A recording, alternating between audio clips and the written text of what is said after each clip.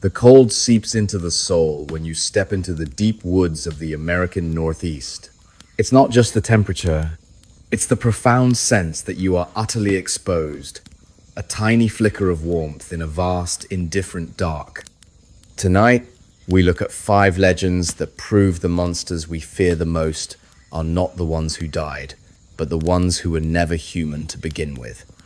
These are the creatures and curses woven into the deep fabric of American folklore, stories that refuse to be dismissed as mere superstition.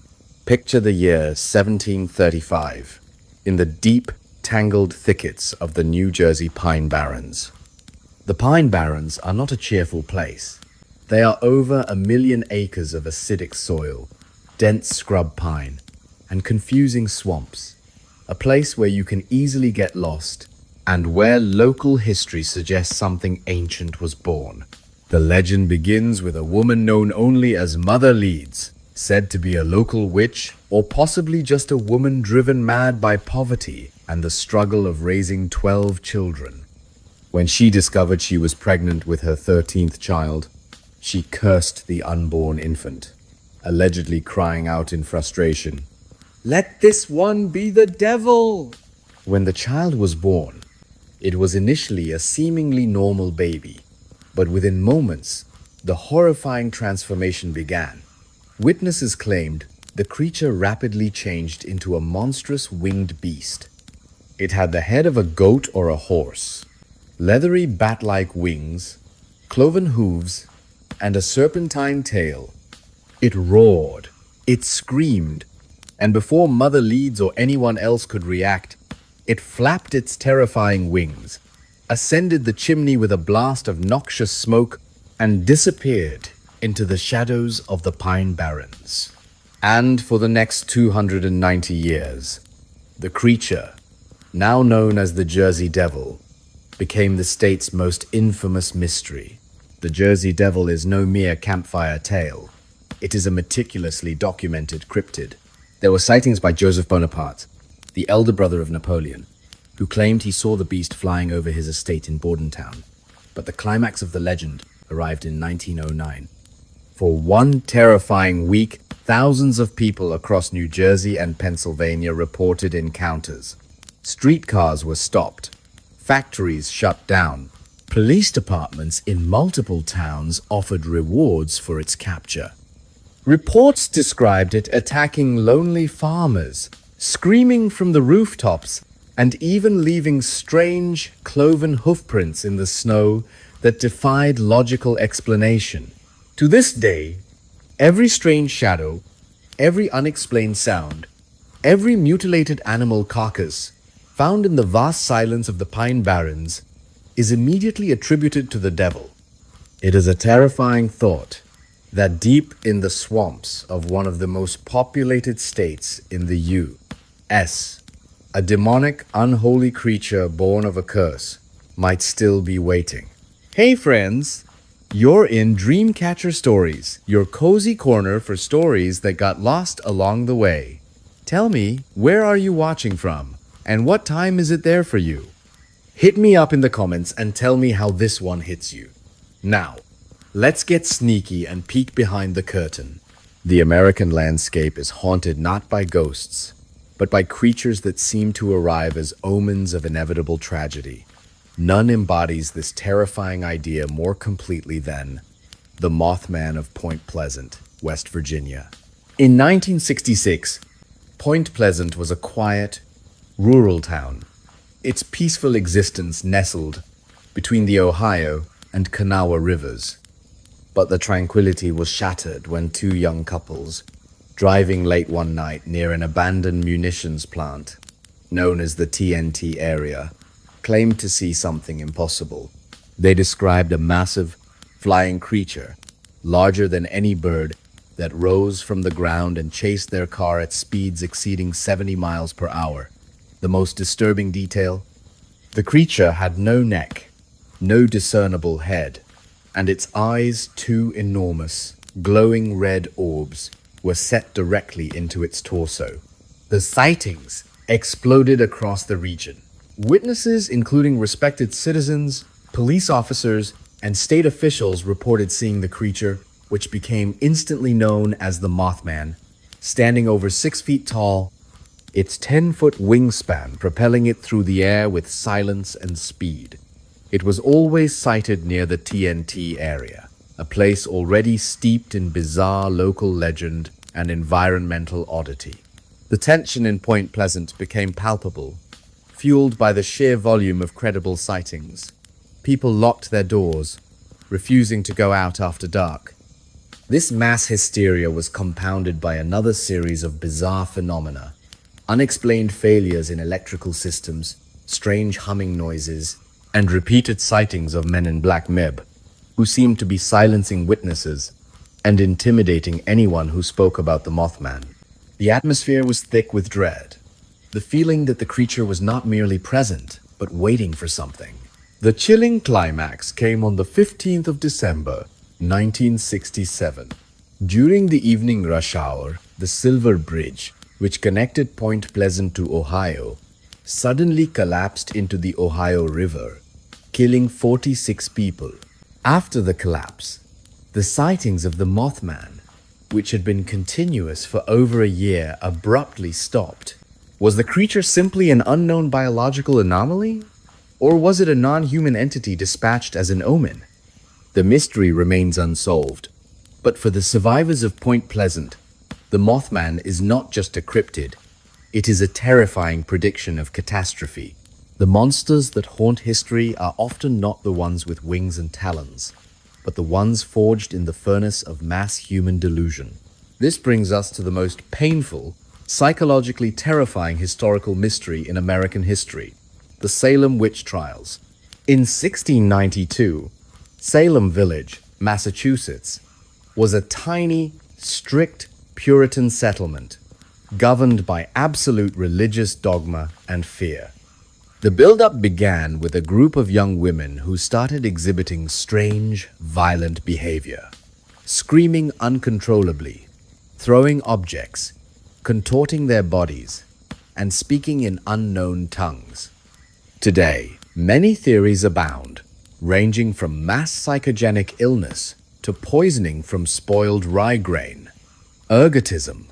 But at the time, there was only one conclusion: witchcraft.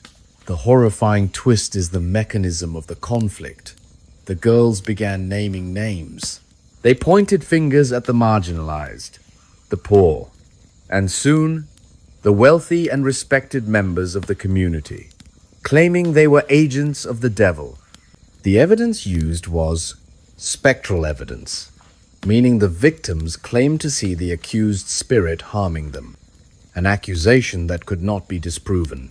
The fear of witches became a runaway psychological epidemic. Over 200 people were accused, and the courts descended into madness. People who confessed were spared. Those who maintained their innocence were executed. The climax was brutal.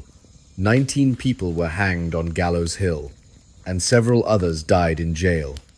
The tragedy ended not because the community suddenly realized witches weren't real, but because the accusations became so powerful and widespread that they started targeting the governor's own wife. The Salem witch trials serve as a profound, non-supernatural American horror story, a terrifying reminder of how quickly hysteria, religious extremism, and psychological breakdown can turn a community into a self-consuming machine of paranoia and murder. Sometimes, the entity that terrorizes is neither a monster nor a ghost, but a malevolent force focused entirely on destruction and driving a family to the absolute breaking point.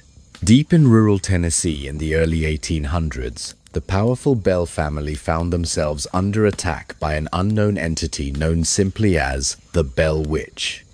The haunting began not with shadows, but with inexplicable noises, rapping on the walls, choking sounds, and things being thrown. Soon, the violence escalated, concentrating its energy on the family patriarch, John Bell. The entity began speaking, possessing a distinct, intelligent, and highly aggressive voice. It identified itself as the witch of a neighbor.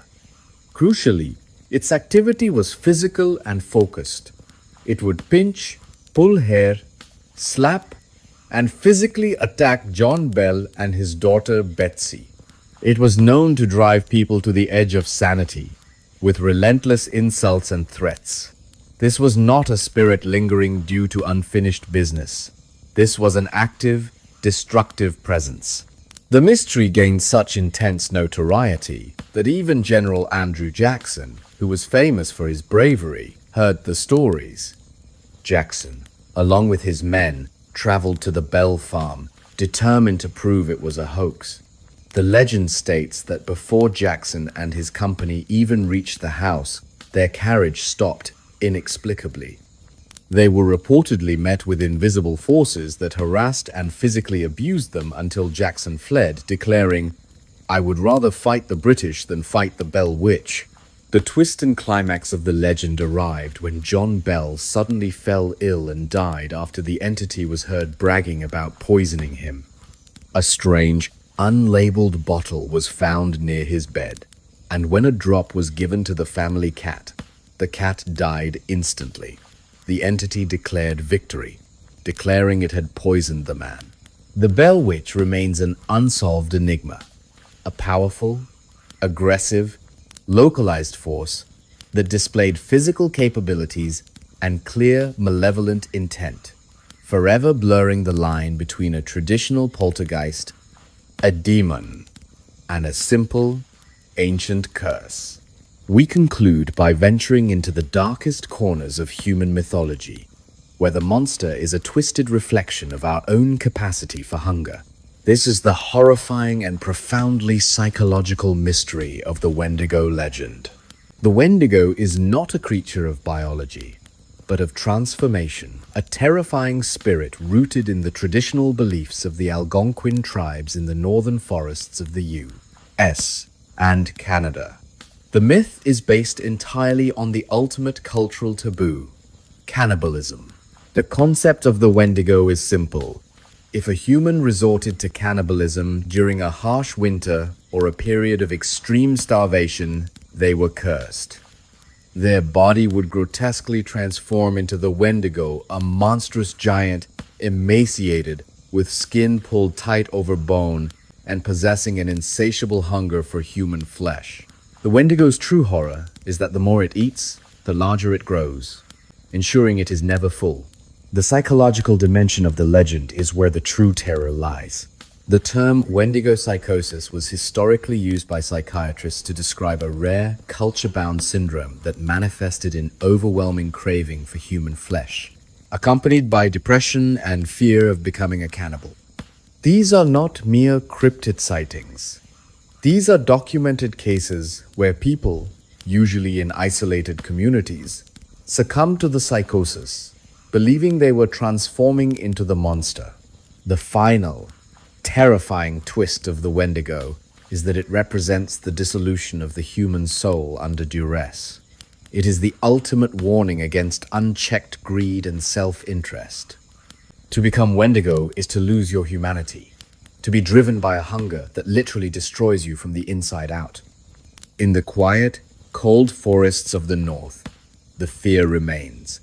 How close are we to the breaking point where starvation and isolation transform us into the very thing we dread? These 5 entities, the winged curse of the Jersey Devil, the prophetic terror of the Mothman, the human tragedy of the Salem witch trials, the malicious force of the Bell Witch, and the consuming hunger of the Wendigo all stand as guardians of the American dark.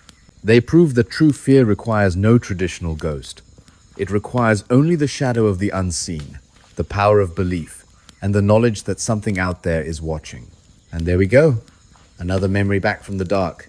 Don't go too far. I've got more mysteries itching to be told. Out of the 5, which entity do you think has the strongest, most convincing physical evidence behind its legend? The Jersey Devil's 1,909 sightings, or the Mothman's association with the Silver Bridge collapse? Let me know your analysis in the comments below. And if you are intrigued by these bizarre historical accounts and cryptid legends, Make sure you subscribe to Dreamcatcher Stories and hit that notification bell. Until next time, stay safe and think critically about the shadows.